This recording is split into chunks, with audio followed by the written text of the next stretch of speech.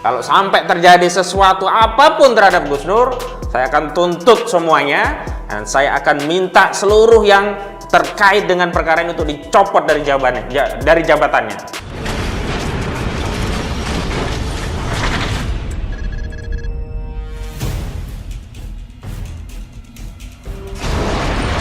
Bismillahirrahmanirrahim. Assalamualaikum warahmatullahi wabarakatuh. Waalaikumsalam warahmatullahi wabarakatuh. Alhamdulillah wassalatu wassalamu ala Rasulillah wala haula wala quwata illa billah.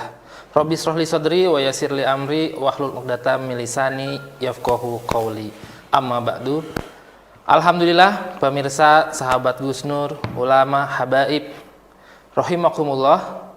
Pada kesempatan ini kembali bersama AK Channel kita akan membahas sebuah topik yang sangat seru, topik yang sangat sudah ditunggu-tunggu oleh masyarakat terkait tentang bagaimana kondisi Gus Nur saat ini. Bersama saya Kang Abdul Rahman, alhamdulillah di sini saya ditemani dua orang hebat. Yang pertama adalah Bang Ahmad Khozinuddin. Beliau adalah pengacara Gus Nur yang sangat concern mendampingi, mengikuti berbagai persidangan di mana-mana. Saat ini beliau sangat viral sekali, bahkan yang sekarang ini lagi ramai banget, yaitu beliau ini sedang menggugat agar Presiden Jokowi mundur. Coba, luar biasa. Kurang keren apa lagi? Tidak ada pengacara yang lain yang berani. Beliau, Bang Ahmad Khozinuddin, berani untuk meminta Pak Presiden Jokowi untuk segera mundur. Bukan keren, Bang. Bukan keren, tapi jujur itu. Masya Allah, jujur. Masya Allah. Iya, luar biasa, mantap. Kita doakan semoga langkah beliau, niat beliau dicatat sebagai amal soleh. Amin. Amin. Allah Subhanahu Wa Taala. Amin ya Rabbal Alamin. Selain itu juga bersama kita ada Ustadz Irwan Saifullah. Beliau adalah keluarga Gus Nur. Ustadz Ganas. Sangat dikenal Ustadz Ganas.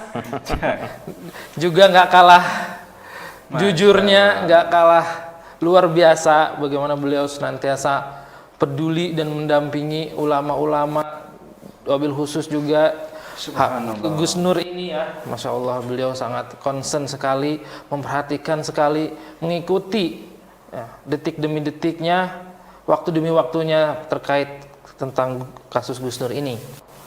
Baik, langsung saja pemirsa, kita akan membahas bagaimana kondisi Gus Nur saat ini ya. Tentu pemirsa sudah bertanya-tanya karena ini lama sekali kita tidak mendengar kabar Gus Nur ini seperti apa kondisinya beliau sekarang ini ya. Baik, langsung aja kepada Bang Ahmad Khozinuddin. Bang, bagaimana nih perkembangan kasus Gus Nur saat ini?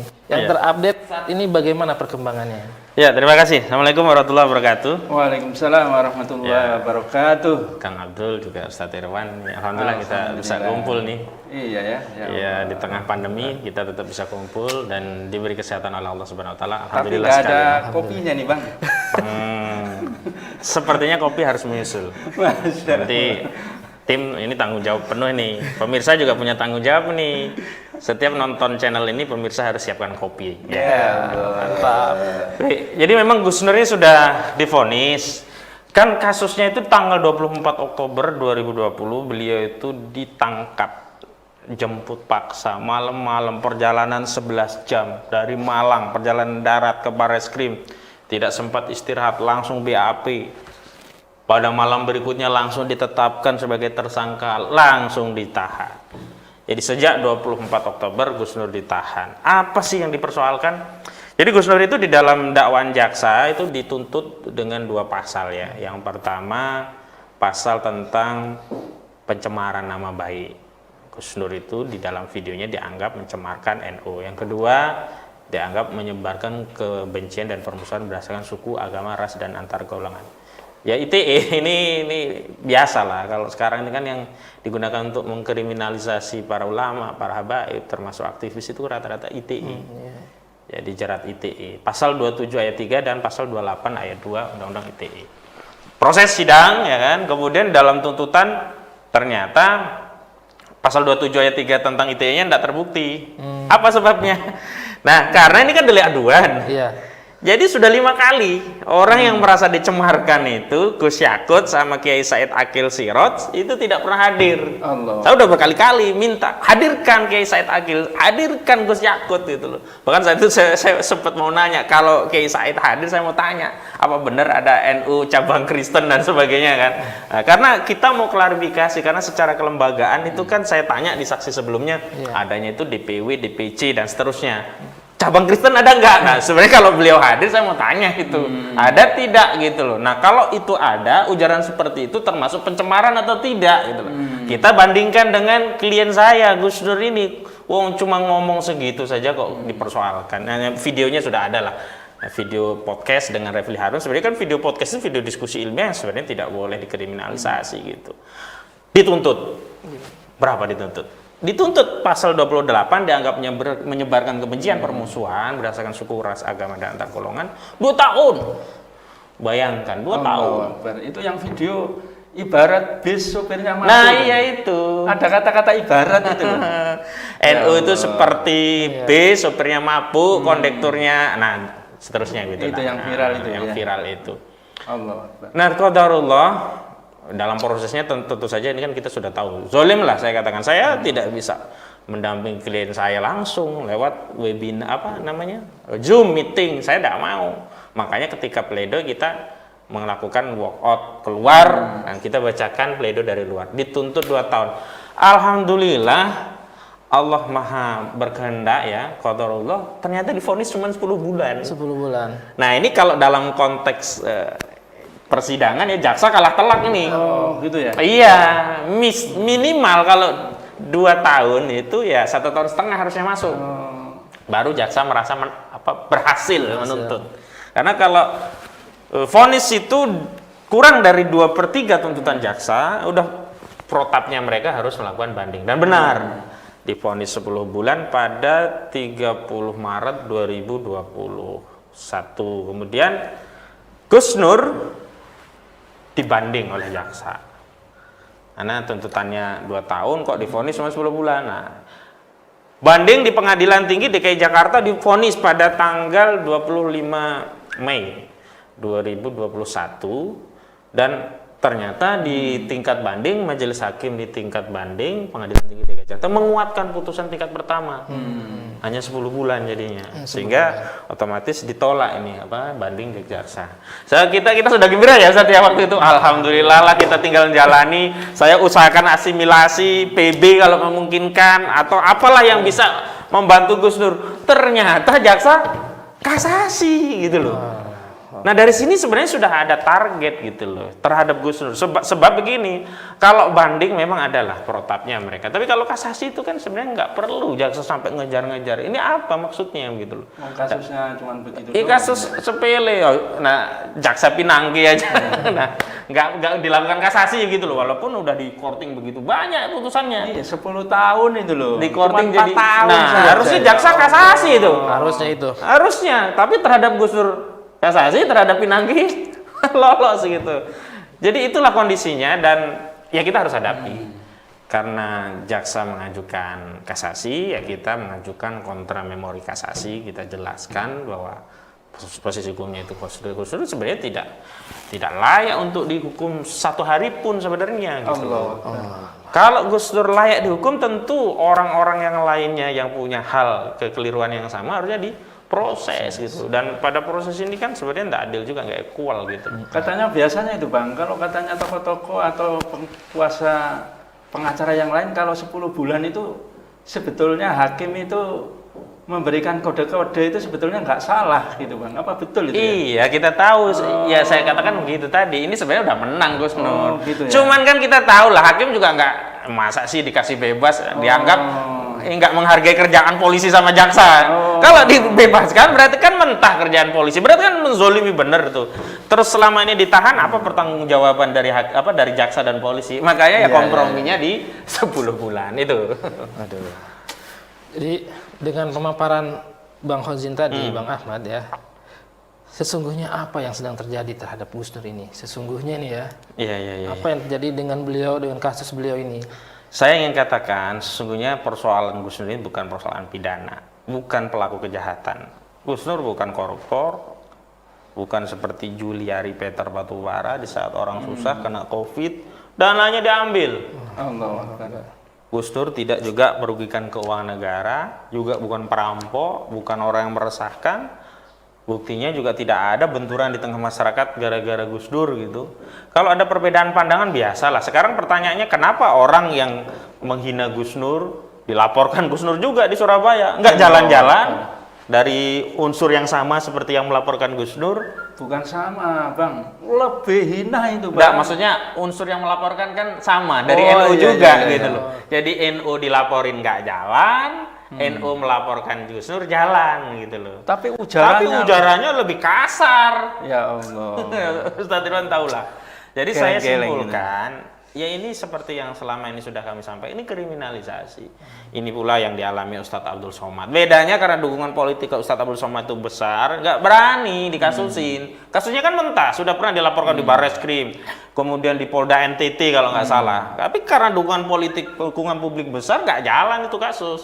Waktu itu saya ketemu dengan Ustadz Abdul Somad juga saya sarankan, Ustadz, ini persoalan politik, Ustadz harus menguatkan posisi politik Ustadz, cari dukungan publik. Saat itu Ustadz kita minta untuk cari dukungan tokoh gitu. Alhamdulillah dipertimbangkan. Waktu itu beliau datang ke di mana itu? Buya Yahya, ke Buya Yahya dan dapat dukungan, dan masyarakat juga kita koordinasikan waktu itu. Kalau terjadi pemanggilan Ustadz Abdul Somad, semua harus demo ya, karena ada tekanan politik akhirnya nggak jalan tuh kasus. Nah, Gus Nur karena backup yang kurang tadi, nah naiklah kasusnya. Pas pandemi. Pas pandemi juga kita nggak bisa memberikan. Kalau di dukungan. Surabaya kan ada demo. Ya, terus. di Surabaya itu nggak sempet. Di Gus Dur ini 3 kasus loh, Surabaya dulu, Palu, baru Jakarta. Nah di Jakarta ini yang kemudian Gus Dur bukan sempat ya sampai hari ini di penjara. Jadi saya katakan apa yang dialami Gus Dur itu sama dengan yang dialami Ustadz Alfian Tanjung dulu, Ustadz Abdul Somad, Syahganda Nenggolan. Ya semua tokoh-tokoh dan aktivis yang kontra rezim, berseberangan dengan penguasa, mendapat perlakuan. Kenapa saya bisa simpulkan begitu? Buktinya orang-orang yang melakukan hal sama bahkan lebih parah dilaporkan ke polisi nggak jalan-jalan, Ade Armando nggak jalan-jalan. Ya kan, Victor Laiskodat nggak jalan-jalan, Sukmawati nggak jalan, malah Sukmawati dapat SP3, kemudian Denny Sergar sampai orang satu Tasik, satu Garut marah nggak jalan-jalan. Jadi saya ingin tegaskan yang terjadi terhadap Gus Dur adalah kriminalisasi terhadap ulama, begitu. Bang Ahmad, ini yang sudah ditunggu-tunggu sama para sahabat Gus Nur dan para ulama serta para pemirsa berkaitan dengan kebebasan Gus Nur. Kapan nih Gus Nur akan bebas? Kapan nih Gus Nur akan bisa kembali bersama kita mengisi pengajian-pengajian, karena banyak sekali jadwal-jadwal beliau yang sudah tertunda, yang terlewatkan. Para jamaah pengen sekali mendengar nasihat-nasihat beliau, ya, ceramah-ceramahnya Gus Nur. Bagaimana nih? Kapan nih Gus Nur bisa bebas kembali? Kalau pertanyaan itu disampaikan saya gantian tanya, kapan Mahkamah Agung keluar putusan kasasinya membebaskan Gus Nur? Sebab kalau putusan kasasi Mahkamah Agung membebaskan Gus Nur, serta-merta harus dikeluarkan. Atau paling tidak, kalau putusan kasasi dari Mahkamah Agung menolak upaya kasasi dari jaksa dan menguatkan putusan di tingkat pertama dan tingkat banding, berarti kan 10 bulan. Kalau Gus Dur 24 Oktober ditahan, maka 10 bulan itu berlaku sampai Agustus, paling enggak 24 Agustus 2021 ini insya Allah Gus Nur bisa kembali bersama kita. Dengan catatan kasasi jaksa ditolak. Atau saya justru mengimbau kepada Mahkamah Agung untuk mengakhiri kezaliman kepada Gus Nur ini, selain menolak kasasi dari jaksa, sekaligus saja mengadili sendiri saja. Jadi menerima proses kasasinya, justru mengadili sendiri dan membebaskan Gus Nur. Karena kami juga sudah sampaikan di kontra memori kasasi kami, tidak layak Gus Nur ini diberikan sanksi pidana, begitu. Tetapi terlepas apakah nanti itu hanya ditolak saja, saya kira insya Allah mudah-mudahan tidak ada rel melintang. Kita bersabar, paling lama lah insya Allah 24 Agustus 2021. Mudah-mudahan Gus Nur bisa kembali bersama kita. Amin. Amin. Bermuajayah bersama kita, mengkaji ilmu bersama kita, udah membagi dimensi sosial. Kan Gus Nur kan punya program-program sosial tuh, bedah rumah, bedah masjid, bedah macam-macam gitu. Iya. Dan terakhir kan beliau sampai punya jadwal, saya ikut ngurusi waktu itu, punya jadwal di Australia, gagal ya gara-gara kasus ini. Begitu. Dan terakhir, saya ingatkan kepada siapapun yang terlibat dalam penanganan Gus Nur dan terutama kepada pihak kejaksaan, surat kami sudah berkali-kali, belum ada tanggapan tentang permohonan penangguhan, permohonan asimilasi, bahkan permohonan penangguhan untuk keluar dalam rangka pandemi ini begitu. Hari ini kita ketahui telah terjadi badai pandemi dengan varian yang luar biasa, varian Delta ya. Dan kami tidak ingin terjadi sesuatu apapun pada klien kami. Sebagaimana sudah terjadi, Ustadz Maher At-Twailibi meninggal di tahanan Barreskrim Mabes Polri. Kalau sampai terjadi sesuatu apapun terhadap Gus Nur, saya akan tuntut semuanya dan saya akan minta seluruh yang terkait dengan perkara ini untuk dicopot dari jabatannya. Jadi saya kira ini yang penting untuk diperhatikan karena kita hidup tidak hanya sekali, ada kehidupan selanjutnya dan bapak-bapak semua yang diberi amanah oleh Allah sebagai pejabat pasti akan dimintai pertanggungjawaban. Begitu, Ustaz Abdul. Terima kasih. Ya, sama-sama.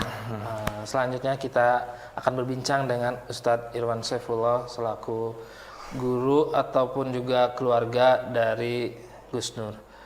Ustadz Irwan, bagaimana saat ini kondisi keluarga santri yang sudah lama sekali ditinggal oleh Gus Nur ini? Bagaimana kondisi dan kabar mereka, Ustadz Irwan?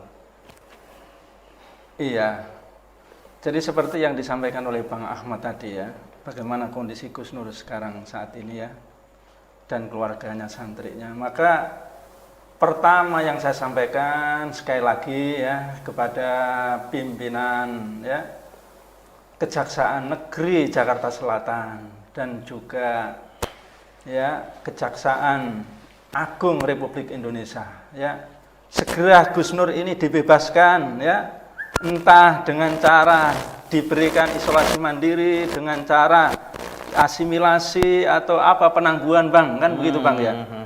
Jumhur saja gampang itu Bang, apalagi siapa, Bang Ruslan Buton, saya juga ketemu, gampang itu. Gus Nur kok enggak bisa itu. Ini ada apa ini Bang? Coba, luar biasa ini. Dan ini kalau tidak, subhanallah, dosa dan kehinaan yang akan diterima oleh orang-orang yang mengkriminalisasi ini luar biasa. Coba, santrinya Gus Nur ini banyak sekali itu. Ada santri, ada juga jamaah yang di Palu itu, subhanallah. Itu siapa itu yang memberikan kalau tidak ada Gus Nur itu? Coba, berarti ini kan istrinya kesulitan, keluarganya kesulitan ini. Nah, kesulitan ini subhanallah, ini akan dibalas oleh Allah SWT. Subhanallah. Sama saja ini kemudian menghilangkan rezekinya Gus Nur, bisnisnya macet Gus Nur. Coba, subhanallah, ya. Usaha-usahanya macet. Dan ini Allah SWT melalui Rasulnya khusus orang-orang yang mencegah rezeki atau menyulitkan rezeki orang ini, khusus menurunkan malaikat ini, Bang. Dan malaikat ini mendoakan. Ya, kalau orang itu bisa dermawan, didoakan malaikat, khusus ada malaikat ya, mulai dia itu berderma sampai besok jam berapa itu doa terus. Allahumma a'ti munfiqan khalafan. Subhanallah. Ya Allah, berilah ya rezeki bagi orang yang berinfak. Tapi seandainya dia ini kikir, Allahumma a'ti mumsikan talafan. Ya Allah, hancurkan orang yang kikir. Ya, memang ya Bapak jaksa penuntut umum ya atau pimpinan yang sekarang ini Gus Nur ini ada di dalam penanganan atau dipegang oleh Kejaksaan Negeri Jakarta Selatan dan Kejaksaan Agung. Ya, memang beliau itu bukan yang kikir, tapi gara-gara ditahan inilah, padahal tadi tidak salah sama sekali. Kemudian tidak bisa memberikan pelayanan itu, subhanallah. Maka ini ada malaikat yang mendoakan dia terus. Coba, orang saja jangankan didoakan, diancam sedikit Pak Jokowi aja takut semua, merondo. Ya, betul gak Bang? Ya, coba, semuanya itu coba. Ini malaikat, ini tentara Allah SWT. Subhanallah. Yang kedua, ya subhanallah, ini jadwal-jadwal tadi amar ma'ruf nahi mungkar Gus Nur ini luar biasa, ceramahnya banyak itu dan menggetarkan orang, menyadarkan orang. Banyak orang kesurupan, menggunakan dukun, kena apa namanya Bang? Kena pelet, ya disembuhkan oleh Gus Nur, sembuh Bang. Ya Allah. Rezeki bisnis riba jadi tidak riba. Ya dia miskin, rezekinya kurang terus, sengsara, ternyata miskin tapi lebih. Itu Gus Nur bisa. Sampai dakwah di kubur itu bisa. Orang main, orang judi, orang mabuk, orang apa Bang? Zina gitu. Jadi tobat dengan Gus Nur itu. Ya Allah. Ini berapa ini? Yang ketiga Bang, ini subhanallah. Gus Nur ini vokal. Inilah inti dari dakwah Gus Nur itu. Ingin negeri ini baik lah. Silakan dikelola oleh cebong, oleh silakan gitu loh. Cuman Gus Nur itu menasihati itu adalah salah. Sampai Gus Nur tidak kuat mengatakan matamu picek dah gitu ya. Atau jan titik-titik cuk gitu ya. Saking nggak kuat Gus Nur itu gitu loh. Nah, permisi ini berhenti Bang. Padahal ini luar biasa yang terinspirasi itu. Umat menjadi berani sampai ada BEM UI sampai ini juga itu juga dulu belum ada yang berani. Gus Nur itu subhanallah. Seandainya Gus Nur itu terus dakwah aja terus, misalnya kemudian Pak Jokowi tobat, mungkin enggak Bang? Ya. Mungkin enggak? Ya, semua kemungkinan Kan Gus Nur terjadi. terus menasihati terus ke Pak Jokowi agar tobat atau digulung tsunami oleh Allah Subhanahu wa taala. Bisa. Tapi gara-gara di dalam enggak keluar lagi. Coba 3 amalia amal soleh Gus Nur yang sangat luar biasa ini. Enggak bisa dilakukan gara-gara Kejaksaan Negeri Selatan dan Kejaksaan Agung. Luar biasa Pak. Tolong Pak bebaskan Pak. Kalau enggak subhanallah ya. Entah anaknya. Banyak kesulitan itu. Apalagi Gus Nur itu mubahala. Nah itu. Ustaz Ridwan, tadi Ustaz mengatakan bahwa Ustaz kesulitan untuk berjumpa dengan Gus Nur ini ya, kesulitan untuk bertemu. Jadi kita jadi bertanya-tanya juga nih, bagaimana kondisi Gus Nur saat ini kondisinya, baik kesehatannya apa dan yang lain-lainnya itu bagaimana? Jika tadi sudah dijelaskan terkait kondisi keluarga, kondisi pesantren dan santri-santrinya, sekarang kita ingin tahu juga bagaimana nih kondisi dari diri seorang Gus Nur itu sendiri saat ini. Iya, jadi seperti yang dijelaskan oleh Bang Ahmad tadi ya, luar biasa, langsung ditangkap, langsung dijebloskan. 7 bulan lebih, hampir 8 bulan tidak bisa ditemui oleh keluarga dan kuasa hukum. Luar biasa. Kami saja kesulitan. Coba. Dan saya marah-marah terus itu. Di Kejaksaan Agung, di Kejaksaan Negeri Jakarta Selatan, subhanallah. Kuasa hukum kita minta mengajukan penangguhan 3 kali coba. Meminta ada asimilasi karena terpapar COVID dan ada yang mati waktu itu. Gus Nur itu. Coba. Asimilasi atau isolasi mandiri sama apalagi itu istilahnya Bang Ahmad itu ada 3 kali itu saya sampaikan, coba kurang apa? Dan saya sampaikan subhanallah, salahnya Gus Nur itu di mana Pak? Wong sudah jelas-jelas itu loh Pak, JPU-nya Bapak itu loh. Saya marah gebrak-gebrak meja itu, JPU-nya Bapak itu loh, coba. Ya. Waktu kuasa hukum mengatakan subhanallah, ini pengadilan yang sesat, yang cacat, tidak sah gitu.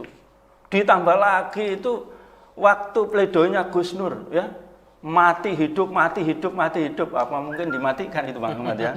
Ngamuk-ngamuk Gus Nur itu, tapi tidak bisa kita videokan karena tidak. Dan itu yang saya ingat-ingat itu ya, Pak Hakim dan juga Pak JPU tolong. Ya, 2 orang saksi kunci ini bohong, tapi tidak bersuara Bang. Itu Pak Hakim dan juga JPU tidak bisa menjawab itu. Coba. Saya sampaikan begitu, masa gitu loh. Mbok dikeluarkan sebentar seminggu atau berapa untuk menengok, tidak dikasih. Di mana Pak? Sampai orang kejaksaan bilang, iya memang. Saya ini tahu Pak Ustadz, memang Gus Nur itu orang baik, orang lurus ya untuk rakyat ini. Tapi Gus Nur ini masalahnya ini perkara nasional. Nah itu sesungguhnya. Ini tekanan politiknya, pesanannya. Makanya dikatakan anak BEM UI itu mungkin lab service itu tidak hanya yang atas ini Bang. Sampai yang bawah ini juga ini manut itu. Subhanallah. Nah, itu yang terjadi. Sampai saya bilang itu loh, subhanallah ya. Bapak itu loh, masyarakat ini sudah tahu semuanya tentang Gus Nur ini kriminalisasi, kezaliman, bahkan perlakuan yang sangat biadab. Saya bilang, coba bandingkan dengan Pinangki itu. Pinangki itu coba. Dia itu kata saya tak baca-baca gitu ya. Coba, Pinangki itu korupsi. Yang kedua, Pak, permufakatan jahat karena menggunakan institusinya dia. Terus money laundry, betul ya? Iya. Nah, coba itu. Dan ini termasuk ordinary crime gitu loh. 10 tahun. Kok enak banget dikasih 4 tahun. Terus tidak ada banding. Coba. Lah Gus Nur ini loh, minta 1 bulan, minta 2 minggu nggak dikasih. Kezaliman yang sangat luar biasa ini. Nah, maka ini saya sampaikan kepada Bapak ya, pimpinan Kejaksaan Negeri Jakarta Selatan dan juga ya Kejaksaan Agung Republik Indonesia. Ini sudah jelas-jelas ada kepentingan politik, ada tekanan politik, kriminalisasi dan perlakuan yang sangat biadab, maka wajib dibebaskan ini. Kalau tidak, subhanallah. Ya. Kezaliman ini, kecurangan ini semakin sangat luar biasa, ya. Akan dijatuhkan oleh Allah SWT atau dijatuhkan oleh rakyat dan akan menyesal nanti bapak-bapak ini. Ya, tercatat di dalam sejarah ini telah merusak, menghancurkan negeri ini. Coba. Ya, ini cetowelo-welo ini. Ya, kebiadaban yang diperlakukan kepada Gus Nur ini tidak salah sama sekali. Coba. Nah, itu Bang Abdul ya. Ustadz yang Irwan, bisa saya sampaikan. Terakhir Ustadz, yang menimpa Gus Nur ini tidak hanya dirasakan oleh Gus Nur dan keluarganya saja, juga menimpa ulama-ulama yang lain di negeri ini. Pandangan Ustadz Irwan, apa yang terjadi dengan semakin banyaknya ulama-ulama Indonesia ini yang senantiasa terus-menerus dikriminalisasi? Iya, jadi sekali lagi saya tidak bosan-bosannya. Ya, jadi takutlah. Ya. Bapak Presiden Jokowi ya, Pak Kapolri juga takutlah kepada Allah SWT. Ya, wabil khusus juga ya takutlah ya Bapak Kepala Kejaksaan Negeri Jakarta Selatan dan juga Bapak Kepala Kejaksaan Agung Republik Indonesia, dan segera bebaskan Gus Nur. Karena ini adalah sudah pasti nyata, ini adalah kezaliman, kebiadaban, kriminalisasi dan termasuk makar kepada ya Gus Nur dan juga para ulama. Di dalam Al-Qur'an ditegaskan dengan jelas oleh Allah SWT, nas yang sharih. Ya, bismillahirrahmanirrahim, wala yahiqul makru sayyi'u illa bi ahli. Ya, katanya Allah SWT ya. Dan tidaklah makar jahat mereka itu ya melainkan akan mengena kepada orang yang membuat makar. Subhanallah. Ini sesungguhnya makar ini akan kembali kepada mereka, akan kembali kepada Bapak Kepala Kejaksaan Negeri Jakarta Selatan, akan kembali kepada Bapak ya Kepala Kejaksaan Agung Republik Indonesia. Wallahi, ya ini pasti akan dijatuhkan oleh Allah SWT. Dan nanti kalau Allah menjatuhkan ini sangat hina ya kepada mereka. Dan kita melihat bagaimana jaksa itu mati, ada yang matanya melotot, subhanallah. Ada yang kemudian mereka kecelakaan, ada yang terkena COVID, mati, ya. Dan ini sudah diperingatkan rezim Jokowi ini harus dihentikan, ya, gitu. Karena kalau kita lihat peringatan Allah SWT itu sangat keras sekali. Dengan COVID-19, dengan tentara Allah ini tidak punya kekuatan apa-apa. Justru semakin menghinakan rezim Jokowi ini, dimaki-maki di mana-mana. Ini bentuk makar ini telah kembali kepada orang yang melakukan makar. Itu dari sisi COVID-19, dari sisi coba subhanallah, ekonomi coba luar biasa. Dihinakan oleh Allah SWT. Ya, semakin dibully oleh rakyat, semakin dihina. Ya, katanya ekonomi akan meroket ya 7%. Nyungsep. Ya, nyungsep coba. Di video itu ya Allah, ada Jokowi lama, Jokowi baru. Coba Bang Ahmad ya. Coba hina itu. Dan juga yang lain itu mereka itu bertengkar, coba rebutan korupsi di mana-mana.